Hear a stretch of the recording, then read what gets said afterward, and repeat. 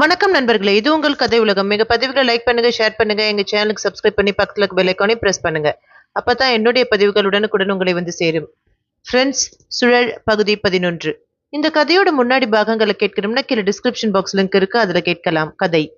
உபேந்திர பார்த்திபன் தனது மாளிகையிலிருந்து புறப்பட்டு ஒத்தாடை மாளிகை அடைந்த போது ஆதித்த கரிகாலன் உப்பருகையிலே நின்றிருந்தான். அவனது முகத்தில் குழப்பமும் வருத்தமும் ஒருங்கே நிலவின. பார்த்திபன் தனது குதிரையில் வந்து இறங்குவதைக் கண்டதுமே ஆதித்தன் அவனை நோக்கி கையசைத்தான். உப்பருகே அடைந்து ஆதித்தனின் அறைக்குள் நுழைந்ததும் தான் தாமதம். பாய்ந்து சடார் என்று அரவின் கதவை மூடி தாழிட்டான். தகவலை அறிந்தாய் அல்லவா? நம் செங்கம்பாடி சிந்தூரன் இறந்து கிடந்தான். நேற்றுத்தான் அவனை உன்னுடைய மாளிகைக்கு அழைத்து வந்திருந்தேன். நான் பொன்னாழிக்குள் குடியேறிய பிறகு ஒரு திங்களுக்கு என்னுடனேயே தங்கி பொன்னாழியில் குறை ஒன்றும் இல்லை என்பதை ஊர்ஜிதம் செய்த பிறகே பழையாறைக்கு அவன் திரும்ப வேண்டும் என்று கட்டளையிட்டிருந்தேன். அவனும் அதற்கு ஒப்புக்கொண்டிருந்தான். நான் பொன்னாழிக்குள் நுழைவதற்குள்ளாகவே அவனை வழி அனுப்பி விட்டார்களே பாவிகள்! ஆதித்த கரிகாலனின் குரலில் அதிர்ச்சி தாண்டவமாடியது. போயும் போயும் சிந்தூரனை கொல்வானேன்? அவனுக்கு யார் எதிரிகள்? ஒருவேளை கழுவர்கள் பொன்னாழியிலிருந்து ஸ்வர்ணத்தை கொள்ளையடிக்க வந்திருக்கலாம். அவர்களை அவன் தடுக்க சிந்தூரனை அவர்கள் கொன்றிருக்கலாம். பார்த்திபன் கூற அதனை மறுப்பது போன்று தலையசைத்தான் ஆதித்தன். அது சிந்தூரனின் பணி அல்ல. பொன்னாழியின் ஸ்வர்ண மதில் கதவுகள் உள்புறமாக பூட்டப்பட்டு திறவுகோல் காவலர் தலைவர் வசம் இருந்தது. 10 காவலர்கள் பொன்னாழியை சுற்றி காவலுக்கு நின்றிருந்தனர். ஆதித்தன் கூறியதும் பார்த்திபனின் புருவங்கள் உயர்ந்தன. இது என்ன நண்பா? மர்மமாக இருக்கிறதே. ஒருவேளை கட்டட பணியாளர்களிடையே தகராறு உண்டு, அதனால் சிந்தூரன் கொலை செய்யப்பட்டிருப்பானோ? சன்மான தொகை விநியோகத்தில் பிரச்சனைகள் உண்டாகி இருக்குமோ? பார்த்திபன் யோசித்தான். நானும் அப்படித்தான் நினைத்தேன் நண்பா. ஆனால் காவலுக்கு நின்றிருந்தவர்களில் ஒருவனான சுந்தரவதனன் என்பவன் முன்னிரவில் 2 பெண்கள் சிந்தூரனை சந்தித்து பேசுவதை பார்த்தானாம். இருளும் பனி பெய்யும் அதிகமாக இருந்த காரணத்தால் அவனால் தெளிவாக காண முடியவில்லை என்றான். இருந்தாலும் அவர்களது ஆடை அமைப்பை கொண்டு பெண்கள் என்பதை யூகித்திருக்கிறான். அந்த பெண்கள் புறப்பட்டு சென்றதும் ஒரு உருவம் நிற்பதை கண்டிருக்கிறான். அதன் பிறகே ஒரு ஓலம் கேட்டிருக்கிறது. உடனே காவலர் தலைவனிடம் அவன் தெரிவிக்க அவன் சென்று அங்கே பார்க்க கூடாரத்தின் அருகே சிந்தூரன் பிணமாக கிடந்திருக்கிறான். ஆதித்த கரிகாலன் கூற பார்த்திபன் அதிர்ந்து போய் நின்றிருந்தான். பார்த்திபா, எனது மனம் குழம்புகிறது. ஆதித்த கரிகாலன் கூறிக்கொண்டிருக்கும் போதே நேமி அங்கையர் உள்ளே வந்தார். இளவரசே, ஜோதிடர்களுடன் அமர்ந்து ஆராய்ந்து விட்டோம். வரும் சுக்ல தசமியில் தாங்கள் பொன்னாழியினுள் குடிபுகுவது நல்லது. முன்னதாக மகா கணபதி ஹோமமும் நவகிரக சாந்தி ஹோமங்களும் அஷ்டதிக் பாலக பூஜனைகளும் செய்வதற்கு நிச்சயித்திருக்கிறோம். எனவே தசமி அன்று தாங்கள் பொன்னாழியினுள் குடிபுகலாம். நேமியங்கர் கூறினார். எப்படி பார்த்திபா, நான் பொன் ஆழியினுள் நுழைவேன்? அதை எழுப்பியவன் துர்மரணம் அடைந்தது எனக்கு என்னவோ அபசகுணமாக தோன்றுகிறது. ஆதித்த கரிகாலன் புலம்பினான். இளவரசே, சரித்திரம் அறிந்த நான் கூறுவதை கேளுங்கள். யானையின் பாகனுக்கு யானையின் கையிலும் தேர்ப்பாகனுக்கு தேர் சக்கரத்திலும் மரணம் என்பது போன்று பொன் ஆழியை எழுப்பியவனுக்கு பொன் ஆழியிலேயே மரணம் என்று தானே கொள்ள வேண்டும். பிராணத்தியாகம் செய்திருப்பதால் இனி பொன்னாழியின் ஆன்மாவாக சிந்துரன் இருப்பான் என்பதில் ஐயமில்லை. இதற்காக தாங்கள் குழம்ப வேண்டாம், நேமியங்கையர் கூறினார். இல்லை நேமியங்கையரே, அன்றே எனது ஆருயிர் நண்பன் பார்த்திபன் எச்சரித்தான். பிரவாள மாளிகையில் துர்மரணங்கள் நிகழ்ந்திருக்கின்றன. தர்மநகர மக்கள் அதனை பேய் மாளிகள் என்றே அழைத்து வந்திருக்கின்றனர். எனவே நான் அவசரப்பட்டு விட்டேனோ என்று தோன்றுகிறது. ஆதித்த கரிகாலன் மனம் வெதும்பினான். பார்த்திபன் ஆதூரத்துடன் அவன் தோளினுள் கை வைத்தான். பாண்டியன் தலை கொய்தவன் இப்படி கலங்கலாமா? நான் கூறியது அப்போதிருந்த பாழடைந்த பிரவாள மாளிகை நிலையைக் கண்டு. இப்போது தேவேந்திரனை பொறாமை கொள்ளும் அளவுக்கு பொன்னாழியை எழுப்பியிருக்கிறாய். சூரிய ஒளியில் உனது மாளிகை தகதகப்பதை காண கண்கோடி வேண்டும் அல்லவா? பல நாட்டு மன்னர்கள் உனது பொன் ஆழியைக் கண்டு பிரமித்து நிற்கப் போகிறார்கள் பாரேன். பார்த்திபன் கூறினான். உனது ஆலோசனை என்ன நண்பா? நான் குறிப்பிட்ட நாளில் பொன் ஆழியினுள் குடியேறலாமா? அவனை குழப்பத்துடன் நோக்கினான் ஆதித்தன். அவசியம் குடியேறலாம். உனது பொன்னாழி திருமகளின் கோட்டையாக விளங்குகிறது. அழகிய நீரூற்றுகளும் நந்த வனங்களுக்கும் இடையே ஸ்வர்ண மாளிகை மின்னுவதை வாய்பிளந்து பார்க்கின்றனர் ஊர் மக்கள். காஞ்சியின் பெருமை அதன் ஆலயங்கள். ஆனால் அப்படிப்பட்ட காஞ்சியின் பெருமைகள் பட்டியலில் உனது பொன் ஆழி மாளிகைதான் முதலில் நிற்கிறது என்றால் பார்த்துக்கொள்ளேன்.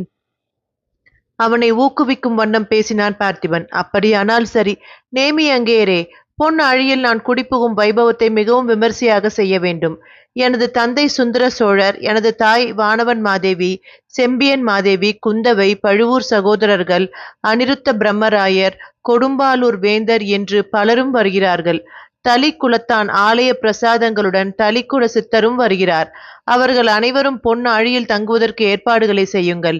ஆதித்த கரிகாலன் கூற நேமியங்கியர் பணிவுடன் தலையசைத்தார். ஆதித்த கரிகாலன் அவரை உறுத்து பார்க்க தன்னை அவன் புறப்பட சொல்கிறான் என்பதை புரிந்து கொண்டு அங்கிருந்து நழுவினார். ஏன் இவ்வளவு பதற்றப்படுகிறாய் ஆதித்தா? நான் இருக்கும்போது ஏன் இவ்வளவு கவலை உனக்கு? எல்லா ஏற்பாடுகளையும் நான் பார்த்துக் கொள்கிறேன், பார்த்திபன் கூறினான். இல்லை இல்லை, உனக்கு வேறு ஒரு பணியை தரப்போகிறேன். உடனடியாக சிந்தூரனை கொலை செய்தவனை நீ தேடி கண்டுபிடிக்க வேண்டும். சிந்தூரன் கொலை செய்யப்பட்டது எதற்காக என்பதை நான் உடனே அறிய வேண்டும். என் மீதுள்ள வன்மத்தில் யாராவது சிந்தூரனை கொலை செய்து விட்டார்களா என்பதை நான் அறிய வேண்டும். ஆதித்தன் கூறியதும் திகைத்து போய் நின்று விட்டான் பார்த்திபன். என்ன சொல்கிறாய் ஆதித்தா? திகைப்பினால் பார்த்திபனின் சொற்கள் விட்டு விட்டு வெளிவர அவனது கைகளை பற்றினான் ஆதித்த கரிகாலன். ஆதித்தன் அவனது கைகளை பற்றியதும் பார்த்திபனின் திகைப்பு இன்னும் பன்மடங்காகியது. ஆதித்த கரிகாலனின் கைகள் நடுநடுங்கிக் கொண்டிருந்தன. வாய்பிளந்து நின்ற பார்த்திபனை அங்கிருந்த நாற்காலியின் ஒன்றின் மீது அமர்த்திய ஆதித்தன் நாற்காலியின் இரு கைப்பிடிகளிலும் தனது கையை ஊன்றி பார்த்திபனின் கண்களினுள் உறுத்து பார்த்தான். ஆதித்த கரிகாலன் அந்த ஒரு பார்வை பார்த்திபனின் பிடரியில் மயிர்கூச்சத்தை ஏற்படுத்தியது. தனது முகத்திற்கு அருகாமையில் ஒளிர்ந்து கொண்டிருக்கும் ஆதித்த கரிகாலன் கண்களில் வெண் படலத்தில் குருதியின் ரேகைகள் தெளிவாக புலப்பட்டன. அந்த கண்கள் தன்னை உறுத்து நோக்கி கொண்டிருந்தாலும் அதன் கருத்து வேறு எதன் மீதோ ஆழ்ந்திருந்ததை பார்த்திபனால் உணர முடிந்தது. பார்த்திபா, நீ எனக்கு எப்போது அறிமுகமானாய்? கிசுகிசுத்தான் ஆதித்தன். சேவூர் போருக்கு முன்பாக நீ வடபுல சேனையின் மாதண்ட நாயகனாக காஞ்சியில் பிரவேசம் செய்த அன்றுதான் நாம் முதலாக அறிமுகமானோம், பார்த்திபன் கூறினான். இப்போது எனது பிராயங்கள் என்ன இருக்கும் என்று நினைக்கிறாய்? ஆதித்த கரிகாலன் கேட்டான். ஒரு 20 இருக்குமா? பார்த்திபன் கேட்டான். ஆம் பார்த்திபா, சரியாக யூகித்தாய். வரும் சுக்லதசமி, அதாவது நான் பொன் ஆழியினுள் நுழையும் அன்றுதான் எனக்கு பிறந்த தினம். அன்று 20 பிராயங்கள் பூர்த்தியாகின்றது. எனது பிறந்தநாள் பரிசாகத்தான் பொன்னாழியை இறைவன் எனக்கு அளிக்கின்றான், ஆதித்த கரிகாலன் கூறினான். மெத்த மகிழ்ச்சி நண்பா, பார்த்திபன் கூறினான். அது சரி, நான் யார் பார்த்திபா? நாற்காலியின் பிடிகளில் பதிந்திருந்த தனது கரங்களை நீக்காமல் இன்னும் குனிந்தபடியே அவனது முகத்தை நோக்கி பேசிக் கொண்டிருந்தான் கரிகாலன். அவன் அங்கனம் தனது முகத்திற்கு மிக நெருக்கமாக குனிந்து பேசுவதை பார்த்திபன் சங்கடமாக உணர்ந்தான். ஆதித்தனின் சுவாச காற்று இவனது முகத்தில் அறைய அதில் மதுபான நெடியை உணர்ந்தான். ஆதித்த கரிகாலன் மது அருந்திருக்கிறான் என்றால் அவன் மனதில் புயல் வீசிக் கொண்டிருக்கிறது போலும். தான் வந்ததிலிருந்து அவன் பதற்றத்துடனேயே காணப்பட்டதையும் உணர்ந்தான் பார்த்திபன். இந்த நிலையில் அவனை பேசவிட்டு தான் கேள்விகளை கேட்காமல் இருப்பதே நலம் என்று நினைத்தான். அதே வேளையில் அவனது முகத்தை நோக்கி குனிந்தபடி பேசிக் கொண்டிருக்கும் அவனுக்கு முதுகு வலிக்கப் போகிறதே என்கிற அக்கறையும் பிறந்தது. ஏன் நின்று கொண்டே பேசுகிறாய் கரிகாலா? அமர்ந்து பேசுவோம், பார்த்திபன் கூறினான். நான் இப்படி பேசுவதால் நான் உதிர்க்கும் சொற்கள் இன்னொருவர் செவிகளில் விழாமல் உனது செவியை மட்டும் சென்றடையும் என்பதால் தான் இப்படி பேசுகிறேன். இந்த அறையில் எத்தனை செவிகள் பதிந்திருக்கும் என்பது எனக்கு தெரியாது. அவை நேமியங்கையர், குழலழகன் என்று யாருடைய செவியாகவும் இருக்கலாம். நீ பல்லவ நாட்டு இளவரசன். நியாயமாக நீ என்னை பழிவாங்க துடித்துக் கொண்டிருக்க வேண்டும். ஆனால் உன் மீது பூரண நம்பிக்கை வைத்து பேசிக் கொண்டிருக்கிறேன். காரணம், உன்னை நம்பும் அளவுக்கு கூட சோழ நாட்டில் எனது நம்பிக்கையை பெற்றவர் யாரும் இல்லை, ஆதித்த கரிகாலன் கூற அதிர்ச்சியுடன் அவனை பார்த்தான் பார்த்திபன். நான் உன்னிடம் துவக்கத்திலிருந்தே ஒரு கேள்வியை எதிர்பார்த்திருந்தேன் நண்பா. ஆனால் அந்த கேள்வியை நீ என்னிடம் கேட்கவே இல்லை. நான் யார் நண்பா? ஆதித்தனின் குரலில் ஒருவித பயம் புலப்பட்டதை கவனித்தான் பார்த்திபன். இதென்ன கேள்வி ஆதித்தா? இப்போது வடபுல சேனையின் மாதண்ட நாயகன், சோழ நாட்டின் வருங்கால சக்கரவர்த்தி நீ. வருங்கால சோழ சக்கரவர்த்தி என்கிறாய். அப்படியென்றால் வருங்காலத்தில் நான் எங்கே இருக்கப் போகிறேன்? கிணற்றுக்குள்ளிருந்து கேட்பது போன்று ஒலித்தது ஆதித்தனின் குரல். ஏன், தஞ்சை தரணியின் அரண்மனையில் தான் நீ வசிக்கப் போகிறாய்? புதிருடன் பேசும் நண்பனை குழப்பத்துடன் நோக்கினான் பார்த்திபன். அப்படி என்றால் பானபத்திரத்தின் மூலம் கிடைத்த ஸ்வர்ணத்தை கொண்டு நான் தஞ்சையில் தானே பொன்னாழியை எழுப்ப வேண்டும். ஏன் காஞ்சியில் அதனை எழுப்புகிறேன் என்று ஒரு கணமாவது சிந்தித்தாயா? ஆதித்தன் கேட்டதும் தான் பார்த்திபனுக்கு உரைத்தது. அட ஆமாம், காஞ்சியில் நிரந்தரமாக தங்கப் போவதில்லை என்கிற போது எதற்காக இங்கே பொன்னாழி கட்டுகிறான் ஆதித்த கரிகாலன்? இதுவரையில் இந்த கேள்வி அவனுக்கு உரைக்கவே இல்லையே. நண்பனை வியப்புடன் நோக்கினான் பார்த்திபன். ஆனால் கேள்வி எதனையும் கேட்காமல் அவனாகவே தனது மனக்கிடக்கையை கொட்டிவிடட்டும் என்று காத்திருந்தான். நான் பிறந்த நாள் முதலாகவே எனது வாழ்க்கையில் மர்மங்கள் சூழ்ந்துவிட்டன. நண்பா, தஞ்சையில் நான் கால் வைக்க கூடாது என்று பாட்டனார் மலையமானின் கட்டளை. பிறந்த நாள் முதலாகவே நான் திருக்கோவிலூரில்தான் வளர்ந்து வருகிறேன். திருக்கோவில் ஊரில்தான் வளர்ந்து வருகிறேன். தஞ்சை சென்றாலும் தக்க பாதுகாப்புடன் தான் அனுப்புகிறார் பாட்டனார். இதுவரை தஞ்சையில் நான் வாழ்ந்ததே இல்லை. பட்டத்து இளவரசனான நான் திருக்கோவிலூர், காஞ்சி என்று எனது வாழ்நாளை கழித்துக் கொண்டிருக்கிறேனே தவிர தஞ்சையில் நான் என்றுமே தங்கக்கூடாது என்பது மலையமானின் உத்தரவு. ஆதித்த கரிகாலன் கூறினான். அதை கேட்டவுடன் அதிர்வுடன் நோக்கினான் பார்த்திபன். என்ன சொல்கிறாய் நண்பா? ஆம், நான் பிறந்த போது எனது ஜாதகத்தில் குறைபாடுகள் இருப்பதை கவனித்தாராம். 4 கிரகங்கள் நீச்சமாக உள்ளனவாம். எனவேதான் திருக்கோவிலூரில் என்னை தங்க வைத்து கெடில நதிக்கரையை கடந்து நான் தெற்கே செல்லக்கூடாது என்று கட்டளை பிறப்பித்திருக்கிறார். இதென்ன பிதற்றல் ஆதித்தா? சோழ மன்னனாக தஞ்சையில் அமர்ந்து ஆளாமல் இங்கே காஞ்சியில் இருந்தா ஆளப்போகிறாய்? பார்த்திபன் அவனை திகைப்புடன் நோக்கினான். ஏன், தவறென்ன? சோழ கரிகாலனும் பல்லவ இளந்திரையனும் சேர்ந்து அமைத்த காஞ்சி நகர்தானே. இங்கே இருந்து ஆண்டால் என்ன தவறு? அதற்காகத்தான் இங்கே காஞ்சியில் பொன்னாழி என்கிற பொன்மாளிகை எழுப்பினேன். ஆதித்த கரிகாலன் கூறினான். பொன்னாழி என்றவுடன் பார்த்திபனுக்கு அத்திமலை தேவனின் பிரதிமையை பற்றி நினைவு வந்தது. பிரவாள மாளிகையில் ஒளித்து வைக்கப்பட்ட அத்திமலையானின் பிரதிமையை பற்றி கேட்டுவிடலாமா? ஒரு கணம் சிந்தித்தான். அவனது மன ஓட்டத்தை புரிந்து கொண்டவன் போன்று பதில் அளித்தான் ஆதித்தன். பார்த்திபா, காஞ்சிக்கு வந்ததும் புத்துணர்வு கொண்டவனாக மாறிவிட்டேன்.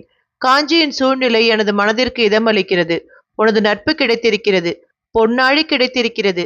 வீரபாண்டியனின் தலை கிடைத்திருக்கிறது. நான் நினைப்பதெல்லாம் நடக்கிறது என்றால் இது எனக்கு மிகவும் ராசி மிகுந்த இடம்தான். பிரவாள மாளிகையை நான் கண்ட நேரம் நல்ல நேரமே. தன்னை மறந்து ஆதித்தன் பேச ஒரு கணம் அவன் சிலையை பற்றி கூறுவான் என்று எதிர்பார்த்தான் பார்த்திபன். ஆனால் உடனே தன்னை சுதாரித்துக் கொண்ட ஆதித்தன் நண்பனை நோக்கினான். பார்த்திபா, சிந்தூரன் கொலையின் விசாரணையை உன்னிடம் ஒப்படைக்கிறேன். நான் திருக்கோவிலூர் சென்று பாட்டனார் மலையமானை சந்தித்து விட்டு வருகிறேன் என்று சொல்லி ஆதித்த கரிகாலன் உற்சாகமாக பேசிக் கொண்டிருந்தான். ஆனால் இடையிடையே அவனது முகத்தில் பயத்தின் சாயை படருவதையும் மேனி நடுங்குவதையும் கண்டான் பார்த்திபன். உள்ளத்தில் அவனை ஏதோ பிரச்சனை வாட்டிக் கொண்டிருப்பதை உணர்ந்தான் பார்த்திபன். நான் வேண்டுமானால் உன்னுடன் வரட்டுமா? பார்த்திபன் கேட்க பதற்றத்துடன் அவனை தடுத்தான் ஆதித்த கரிகாலன். தேவையில்லை நண்பா, நான் மட்டும் சென்றுவிட்டு விரைவில் வந்து விடுகிறேன். நீ சிந்தூர்னின் விசாரணையை கவனி என்று சொல்ல வேறு வழியின்றி பார்த்திபன் அங்கிருந்து புறப்பட்டான். தனது மாளிகையினுள் பார்த்திபன் நுழைந்த போது கல்பலதாவும் லலாட்டிக்காவும் அவனுக்காக வாயிலேயே காத்திருந்தனர். இளவரசே, சிந்துரனை யார் கொன்றார்களாம்? லலாட்டிகா ஆவலுடன் கேட்டாள். தெரியவில்லை. இது குறித்து விசாரணை நடத்தும் பொறுப்பை என்னிடம் தந்திருக்கிறான் ஆதித்த கரிகாலன். சுந்தரவதனன் என்கிற ஒரு காவலன் கொலை நிகழ்வதற்கு முன்பாக முன்னிரவில் 2 பெண்கள் சிந்தூருடன் பேசிக் கொண்டிருந்ததாக கூறினானாம். அதன் பிறகு ஓர் உருவம் அங்கே வந்து நின்றுதாம். அந்த மர்ம மனிதன்தான் சிந்தூரனை கொன்றிருக்க வேண்டும். சுந்தரவதனனை விசாரிக்க வேண்டும் என்று பார்த்திபன் கூறியதும் பெண்கள் இருவரும் திடுக்கிட்டு ஒருவரை ஒருவர் நோக்கினர். கூறிவிடலாமா என்பது போன்று கல்பலதா நோக்க லலாட்டிகா சரி என்னும் பாவனையில் தலையசைத்தாள்.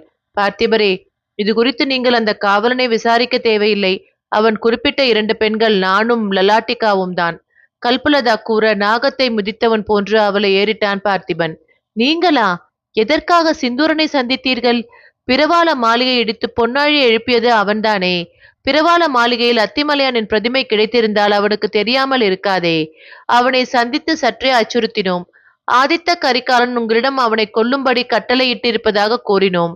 நேற்று நம் மாளிகைக்கு வந்த ஆதித்த கரிகாலன் உங்கள் செவியில் ஏதோ ரகசியமாக கூறினான் அல்லவா? அதனை நினைவுபடுத்தியதும் நடுங்கி போய் உண்மையை உரைத்து விட்டான். அத்தி மலையானின் பிரதிமை பிரவாள மாளிகையின் புகைப்போக்கியில் பதுக்கப்பட்டிருந்ததாம்.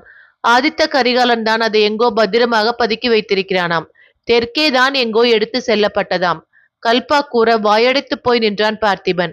சிந்தூரன் கொலை செய்யப்படுவதற்கு முன்பாக அவனை சந்தித்த 2 பெண்கள் தனது மாளிகையில் தங்கி இருப்பவர்கள் என்பதை அறிந்ததும் பெரும் அதிர்ச்சிக்குள்ளானான் பார்த்திபன். சிரம் பொங்க 2 பெண்களை மாற்றி மாற்றி நோக்கினான். நீங்கள் இருவரும் பெரும் மேதாவிகள் என்கிற நினைப்போ? சிந்தூரன் பொன்னாழியை எழுப்பியவன். அவனது கொலை ஆதித்த கரிகாலனை பெரும் அளவில் பாதித்திருக்கிறது. கொலை செய்யப்படுவதற்கு முன்பாக அவனை சந்தித்த 2 பெண்கள் எனது மாளிகையில் தங்கியிருக்கும் பெண்கள் என்பதை அறிந்தால் ஆதித்த கரிகாலன் என்னை பற்றி என்ன நினைப்பான்? ஆவேசத்துடன் கத்தினான் பார்த்திபன்.